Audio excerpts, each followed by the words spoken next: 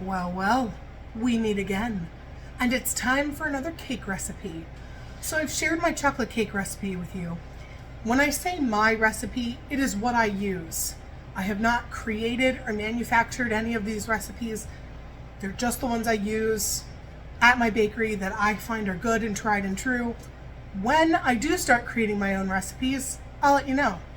All right, this is a vanilla cake recipe. Now, I had been using a certain cake recipe for many years, and I just decided, in the beginning of this year, 2025, it just wasn't serving me anymore. So I tried many other recipes, and now I've been using this one I'm going to share with you for a couple of weeks, and I really like it. Remember, I'm always making a bigger batch than you. I will say the ingredients that you need and put them here on the screen. So this one, we're going to start with half a cup of oil, vegetable canola oil, and 2 cups of granulated sugar.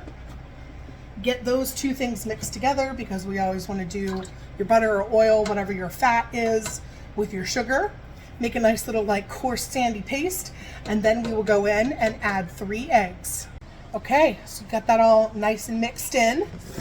Now I've stopped my mixer and I'm going to add 1 tablespoon of baking powder, 1 teaspoon of salt,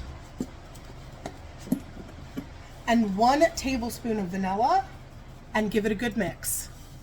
Also, if you wanted to make this some flavor other than vanilla, because this is a great base, like I said in my buttercream video, here you could put a different extract instead of vanilla extract. You could do lemon zest and lemon juice.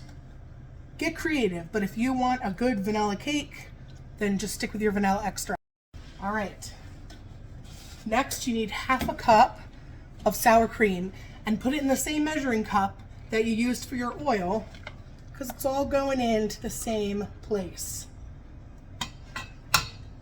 This is the first cake recipe I had used for a vanilla cake other than like a pound bundt cake that used sour cream. And that's part of the secret of what keeps it so moist. Okay, let's get that in there.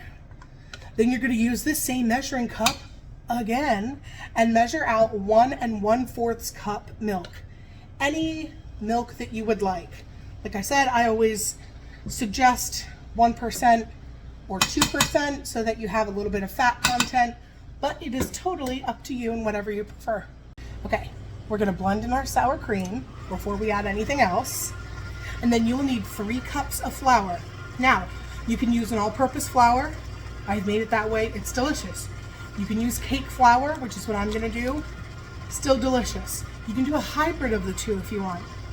The cake flour just makes it a little softer, but cake flour is kind of expensive. So if you have all-purpose flour, use all-purpose flour. It's delicious either way. Alternate your flour with your milk until everything is nice and incorporated. And y'all, that's it. It's going to be a very thin batter. Okay?